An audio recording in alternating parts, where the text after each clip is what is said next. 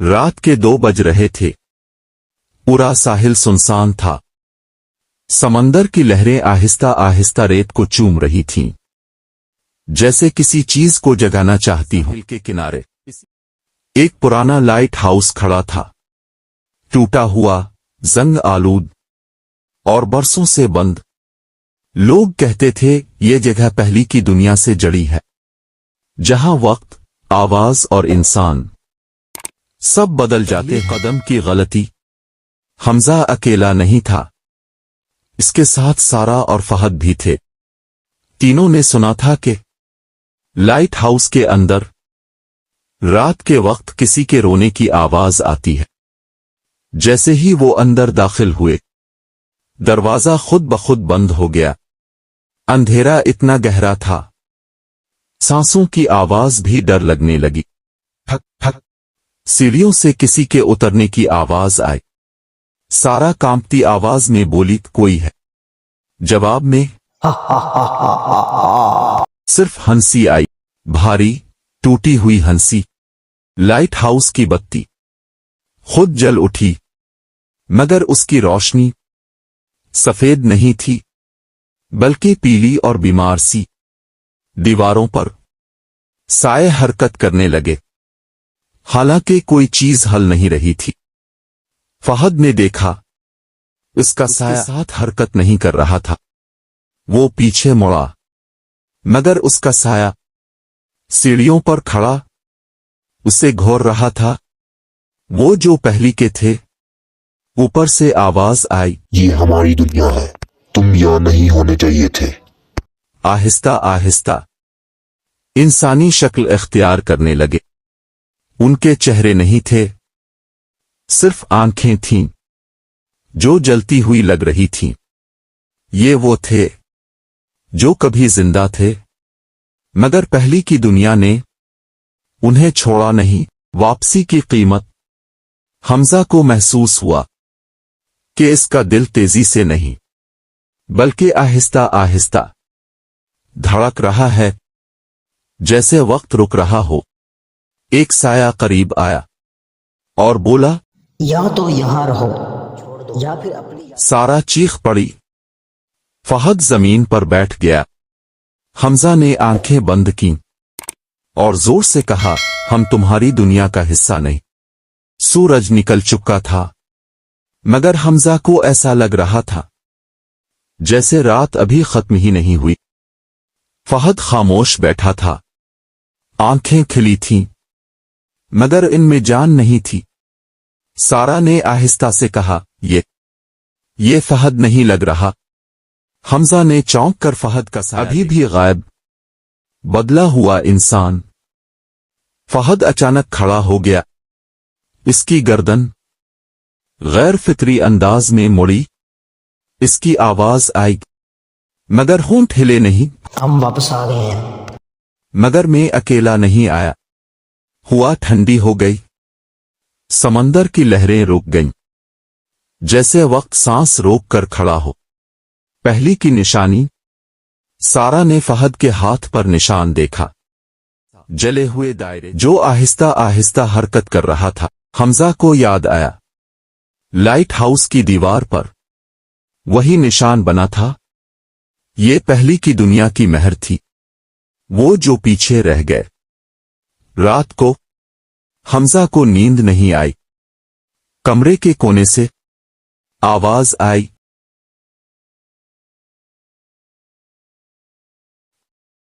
فرش پر گھسٹ رہے تھے۔ اس نے لائٹ جلائی، کوئی نہیں، لیکن دیوار پر 3 سائے تھے۔ حالانکہ کمرے میں وہ اکیلا تھا۔ ایک سایہ سرگوشی میں بولا، انتظار کر رہے ہیں کہ کب دروازہ کھلے گا۔ لائٹ ہاؤس کی پکار۔ اگلی رات پورے گاؤں نے دیکھا، بند لائٹ ہاؤس کی بتی خود بخود جل اٹھی، پیلی، کانپتی ہوئی روشنی۔ لوگوں نے دروازے بند کر لیے، کھڑکیاں بند۔ دعائیں شروع ہو گئیں، کیونکہ سب جانتے تھے جب لائٹ ہاؤس جلے تو پہلی کی دنیا کسی کو لینے آتی ہے۔ आखिरी हमजा ने सारा से कहा, हमने दरवाजा खोला था, अब उसे बंद करना होगा। इसी लम्हे फहद मुस्कुराया, ऐसी मुस्कुराहट जो इंसान की नहीं होती, और बोला, दरवाजा बंद नहीं होता, बस निगरान बदलता है। गांव का हर शख्स सहम गया था जब लाइट हाउस की बत्ती बंद हो गई और समंदर की लहरें मुर्दा सी हो गईं। सब कुछ ठहरा हुआ था, मगर कुछ अंदर ही अंदर फूटने वाला था।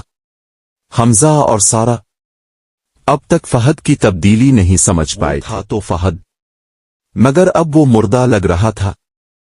इसकी आंखों में एक अजीब सी गहरा गहरा साया था जो इंसानियत से बाहर था।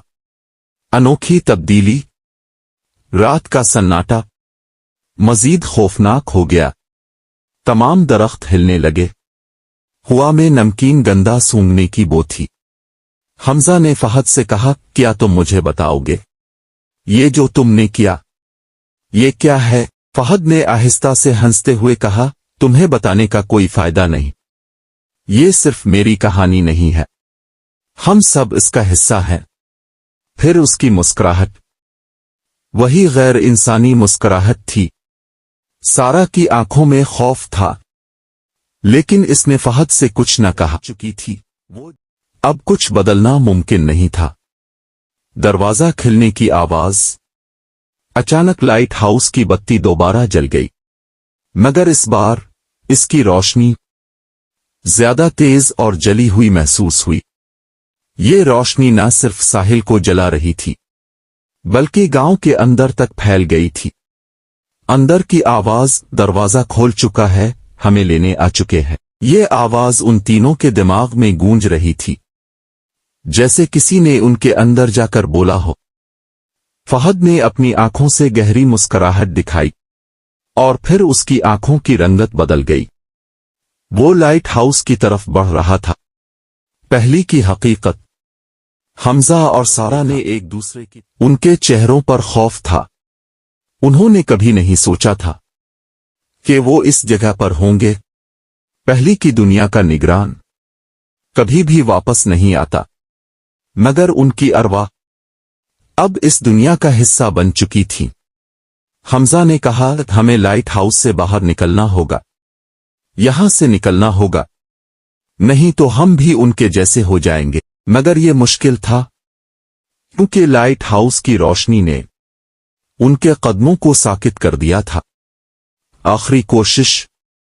हमजा ने अपनी आखिरी ताकत जमा की और सारा के साथ मिलकर लाइट हाउस की तरफ दौड़ने की कोशिश की, लेकिन जैसे ही वो अंदर पहुंचे, एक आहट ने उनके कदम रोक लिए।